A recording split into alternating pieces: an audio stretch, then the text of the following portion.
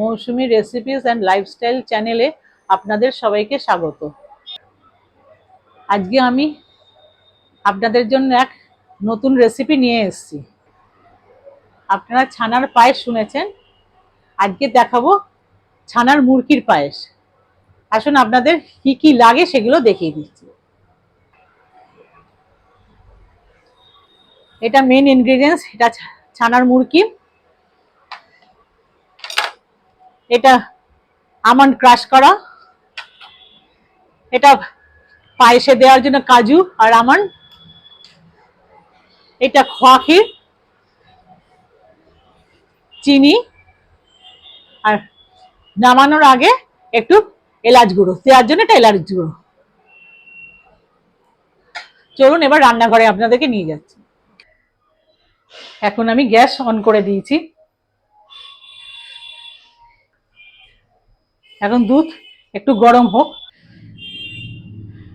আমি এখন দুধ গরম করতে বসিয়েছি। আমি আগে থেকে একটু দুধটা গাঢ় করে নিয়েছি, কারণ সময় তো বেশি নেই, তাই একটু গাঢ় করে নিয়েছি। এবং গরম করার সময় আমি দুটো এলাচ দিয়েছি।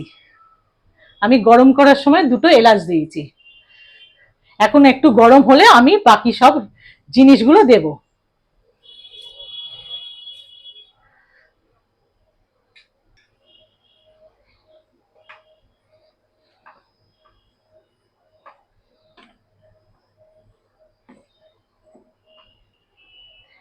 গ্যাস আমি কমিয়ে দিয়েছি।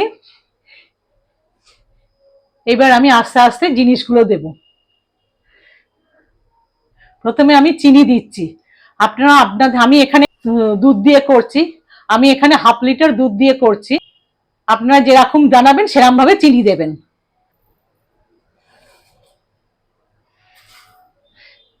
কেউ কম খায়, কেউ বেশি মিষ্টি খায়।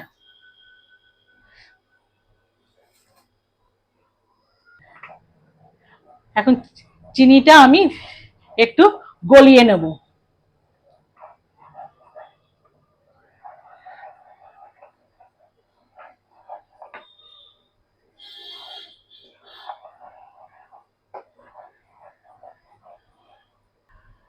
এখন আমি খোয়া ক্ষীর দিচ্ছি।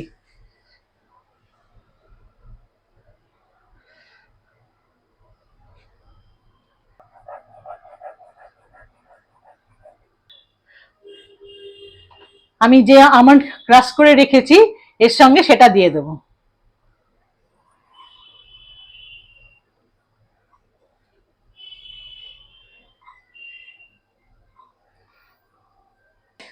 এতে আমি খোয়া ক্ষীর দিয়েছি, আমন্ড ক্রাশ করে দিয়েছি। এবার আমি গোটা আমন্ড আর কাজু দিয়ে দেবো। আমি একটু এটাকে নাড়বো।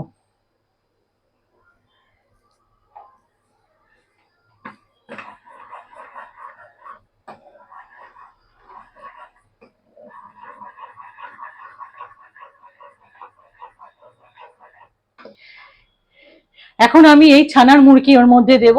একটু নেড়ে নিয়ে আমি বন্ধ করে দেবো, কারণ ছানার মুরগি বেশিক্ষণ ফোটানো যায় না।